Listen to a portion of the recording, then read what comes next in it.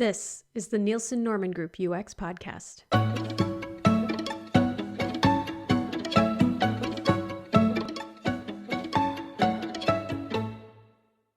Welcome to season 2 of our humble podcast. I'm Therese Fessenden, and I just wanted to start by saying thank you. The reason season 2 is possible is because of you, our listeners, and your support. So instead of just doing the regular thing, which I still think is great, but we decided to do something a little bit different. There was this tweet that I saw circulating around February, and this idea had been stirring around in my mind for a little while, but this tweet by Allison Grace read, "What's a UX hill you regularly die on?" And it got me thinking. There are so many UX concepts, principles, and design choices that if I ask any professional in the industry, somebody undoubtedly has a really interesting answer. So I pose this question to our NNG community, to people who have attended our conferences, those who are UX certified or UX master certified, and also those working their way toward those certifications. And you know what? People delivered. And of course, some of our own NNG team members couldn't help but share their answers with me when I pitched this idea a while back. So you'll hear some of those voices too. As for the UX hill I would die on, well, if you want to grow the field and if you want UX to be taken seriously, knowledge should be shared. But I mean, I suppose I'm biased with that hill, given that I run a UX podcast. But hey, don't just take it from me. Here are the UX hills that our community would defend. To the death! Okay, well, hopefully not to the death, but here's what they'll stand by, pretty fiercely. Here's Chris Callaghan, a UX and Optimisation Director at McCann Manchester, sharing his UX hill. The UX hill that I would die on is that designers don't need to code. There are already plenty of no-code and low-code tools on the market to help designers communicate with stakeholders, whether that be engineers or end users. However, designers do need to understand the capabilities and the constraints of the platforms they're working with. But that can come about by collaborating and working closely with their engineers. Now, if designers do have the time to learn something new, then they should invest it in research and testing instead. Having a deeper understanding of the problem space and end users will only make them better designers, and ultimately result in more effective experiences. I've seen this firsthand many times with people that have passed through my team. They've accelerated their user-centered design ability and topped up their design intuition by spending more time with end users, either by interviewing them, conducting usability tests with them, or by making sense of their behavior through web and UX analytics. So, my advice is to spend less time developing coding skills to communicate a solution and spend more time understanding how to research and better understand the people you're designing for.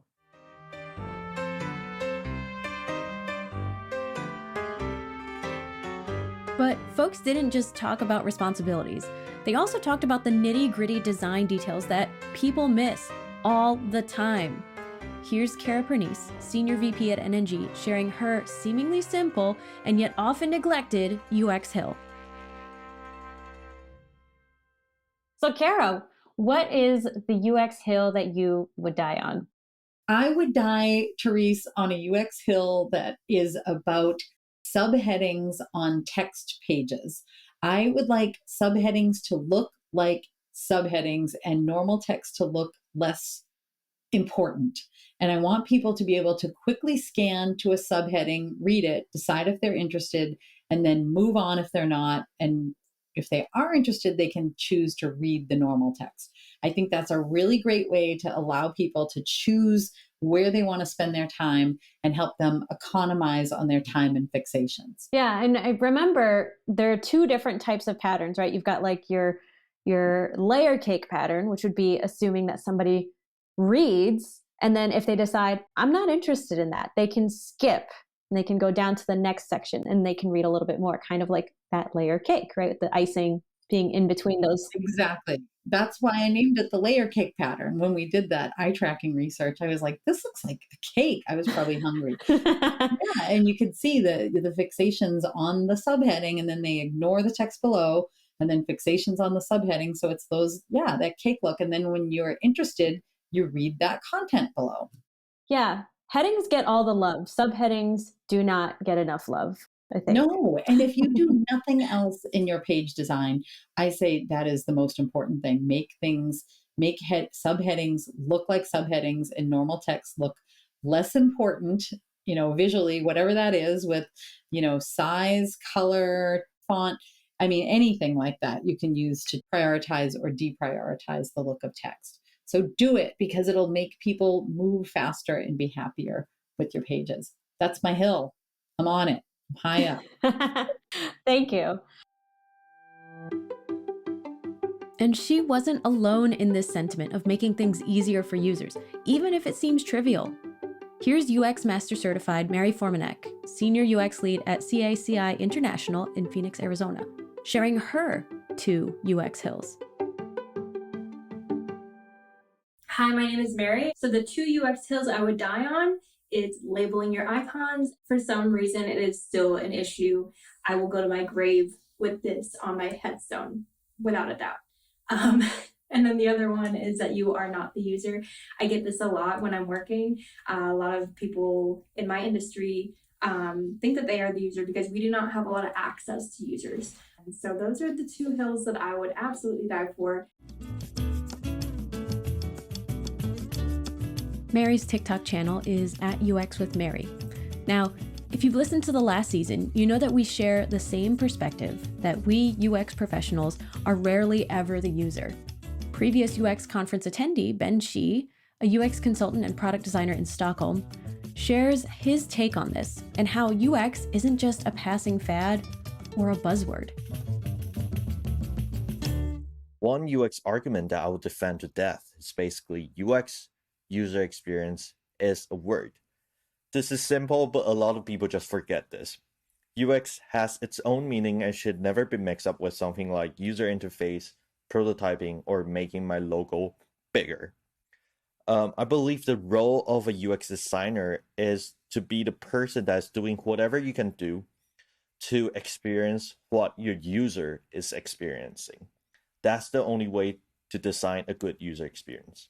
I often see managers or leaders telling designers that, I trust their skills. There's no need to do user research or testings because you can use your intuition as a designer to make all the decisions on your own. When I hear this, I'm always like, yes, I trust my skills too. But what I trust is my skills to improve the life of the users, the experience of the users, and not the experience of my life or the CEO's life. This can never be done without users. UX should always be about the users that you are serving. And that's, I think, always the most important thing to keep in mind when working on UX. UX is not a buzzword. UX is about users.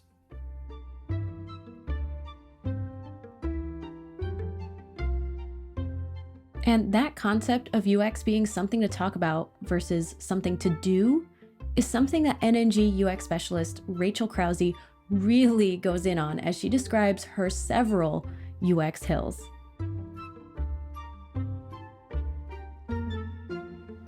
So, Rachel, what is the UX hill you would die on? The UX hill that I would die on is that doing research is really only half of the battle. I think there's a lot of times that we do research, we have all this fun with Post-it notes and analysis and talking to people, and that's awesome, right? But we have to actually go one step further and make real decisions based on the research that we've done. We can't just stop and say, yay, cool, we did research. We have to actually make those decisions. And it's kind of like this concept of UX theater that I think was popularized by Tanya Snook. And it's really this, hey, we've got to actually do stuff with the research. We can't just have fun. Another UX hill that I would die on is that we put too much emphasis on tools. There is always the talk of the latest, greatest technology or piece of software or thing you have to use, especially in the design world. What's the best tool to use for designing things? Well, it's whatever's going to get the job done. It doesn't necessarily matter that the tool has to do all of these different things. Really, the tool is what gets that ultimate documentation forward. So UX is not about pushing pixels and making everything look pretty and doing all this stuff to make everything aesthetically pleasing. Good UX is actually a mastery of soft skills and talking about the value of UX, selling UX, and this understanding of users and why that's important internally to the organization. So spend less time focusing on tools and more time figuring out how we can do some of the selling internally. Yeah, I get questions all the time about tools because there's this belief that if I just have the right tool, it's like this magic bullet that can make UX happen for me.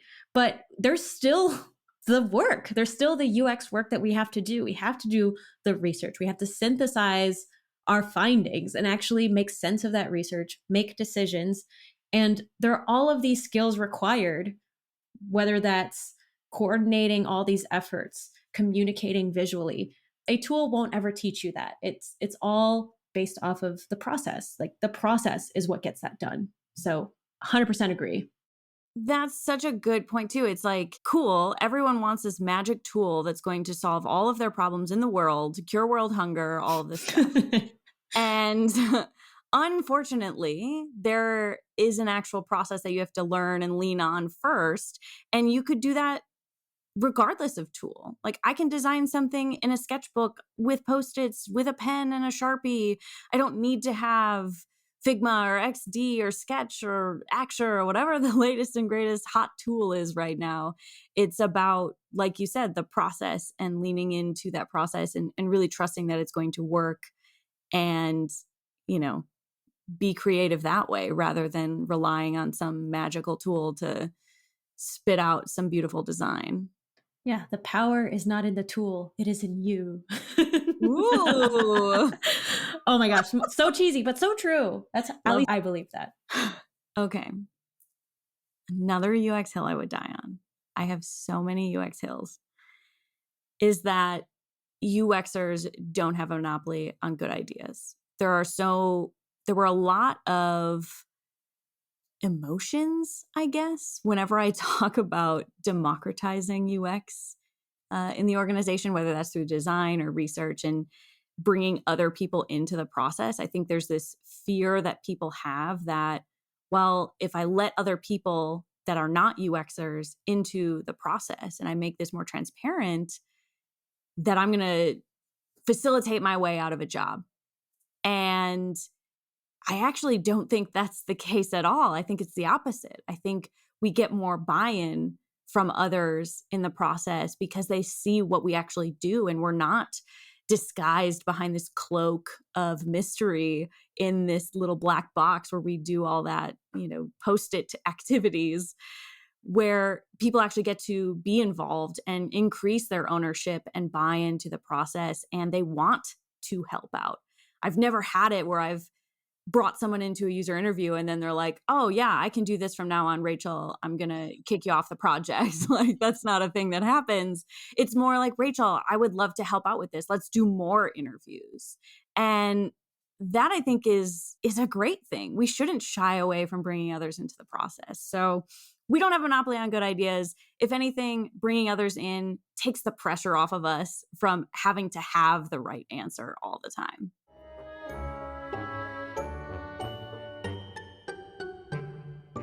Rachel's final hill about involving others in UX work is something you'll hear from seasoned UX professionals time and time again. In fact, the last UX hill that I'll share with you is the advice of fellow NNG UX specialist Anna Kaley. So I think the UX hill that I would die on, or something I feel really passionate about, is the fact that UX needs to be brought in early on in the discovery process for, considering what users' needs are, what problems actually exist in the space, the context behind the situation.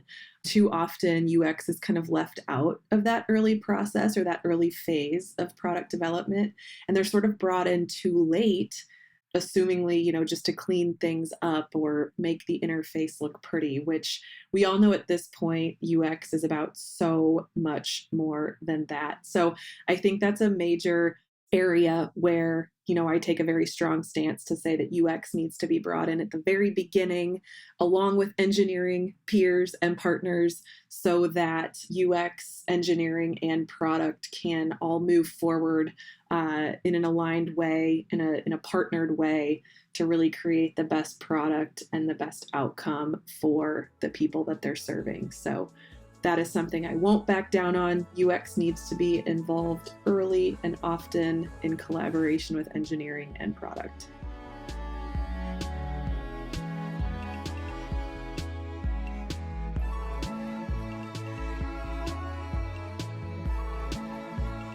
That was Anna Kaley, and she will actually be our next featured guest on the show. So next episode, we'll be chatting about what it really means to set a vision and how teams can actually make these visions happen. In fact, in a couple weeks, October 18 to 22, she and our chief designer, Sarah Gibbons, will be facilitating a new UX series about establishing a UX vision and strategy. You can sign up for that at our website at nngroup.com. That's nngroup.com. And don't forget, we also have loads of free articles and videos to check out at that same website. And of course, if you would like to continue to support our show, please leave a review on Apple Podcasts and subscribe to our show no matter what platform you choose. This episode was written and produced by me, Therese Fessenden, and all post-production and editing was done by Jonas Zellner. Special thank you to guests Chris Callaghan, Kara Pernice, Mary Formanek, Ben Shih, Rachel Krause, and Anna Kaley. Thanks for listening, and until next time, remember, keep it simple.